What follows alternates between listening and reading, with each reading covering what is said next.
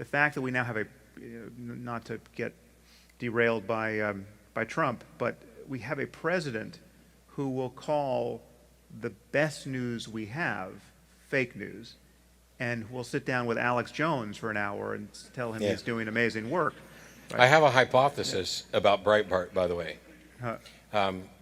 So Bloomberg has always been viewed as generally respectable by me and many people I know. And I think that, but nobody ever watches it, pays attention, so they just knew it was the one with the B. And then when Breitbart came out, they just assumed they were the same thing, and that's where it got its credibility from. Yes. Somehow I don't think that explains it. I'm not completely convinced, but... But it is the fact that confirmation bias and the fact that our epistemology, just the totality of our fact-checking and reality testing and truth claim forming is now hostage to politics in this way, left and right. I mean, some of the most egregious violations now are on the left, and that's why so many of us who are liberal spend a lot of time. I mean, I certainly spend too much time criticizing the right and criticizing Trump in particular. I think I've exhausted the patience of everyone, even the people who agree with me, in terms of how often I touch the topic of Trump. But I do spend as much time worrying about the excesses on the left, because the left is where we have to get this right? The place where the primacy of free speech is never lost sight of, and tolerance of diversity is a norm we never want to lose touch with. That is just being nullified by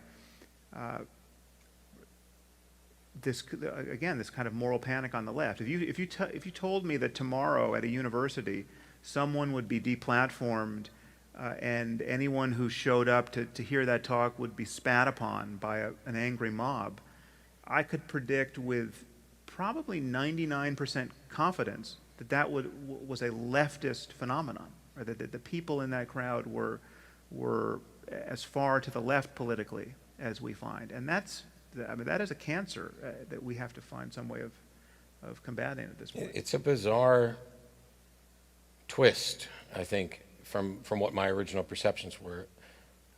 As an outspoken atheist, skeptic, humanist, I have traveled around to universities, I've debated in churches, and I've engaged with people who are awful, like genuinely awful people in debates. And I don't normally sum up the whole of somebody's character and say they're awful. Even when Billy Graham died the other day, I wasn't glad that he was dead because he was an enemy. I was happy that he was no longer alive to poison minds because what he believes is the enemy. Right. But I don't even, perhaps with regard to a level of influence, I might put Billy Graham up there in that awful category. But there are people who are genuinely just, I can't stand to be, Cy Ten Bruggencate is a piece of crap, okay? I don't even know who that is. Thank you. Applaud if you saw the debate with me and Cy. Yeah. Cy is an annoying presuppositionalist who doesn't even know what he's talking about and genuinely has a problem with women and respect and all sorts of stuff. Not worth your time, ever. Okay, well, You're welcome. You just saved me some time that I don't have. But so recently we announced, actually both of us are doing events with Jordan Peterson. Right. Mine's in April in Toronto. And the first thing somebody was like, oh, why are you giving that Jordan Peterson guy a platform? And I'm like, okay, well, if you'd have said that 3 years ago when nobody knew who the hell he was, it would be, okay, now I'm basically debating some YouTuber. But he already has a platform. I'm not giving him anything. What I'm doing is going up and having a conversation where I challenge the things that we disagree on. And that, to me, is exactly what should happen. And so when I hear about, oh, we don't want that at our campus, there are subjects and individuals where I can completely understand why campuses wouldn't want that person there. And in my view is that the students at the campuses are the customers, and the university has to make a decision. And if that's what is decided as this is not acceptable at our university, fine. And you'll reap the repercussions of that. I don't necessarily think that a university or a church or any place that's not just like a public venue owes someone a podium. On the other hand, I am also an advocate that the solution to bad speech and bad ideas is better speech and better ideas, and challenging them and not punching them or spitting on them or doing whatever you can, breaking microphones or whatever. It's just, I could never do that. And it frustrates me that people don't understand that the protections of free speech to come and say things that are unpopular are the very things that they depend on when they want me to come speak at their university, when they want you to come speak. And it becomes this cliquish, how are we going to decide who gets to speak? Well, let them all speak. Yeah. Sometimes the audience isn't going to show up.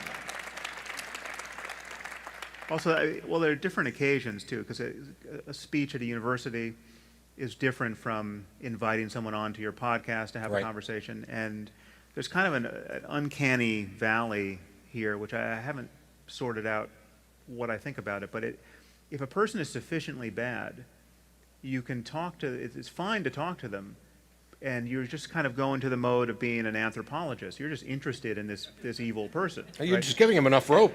But no one in your audience would say you've given a platform to Charles Manson or Ted Bundy or like if you can get an interview with a serial killer, well, why not do it? It's an interesting conversation to have, right? You just won my wife's heart. Yeah.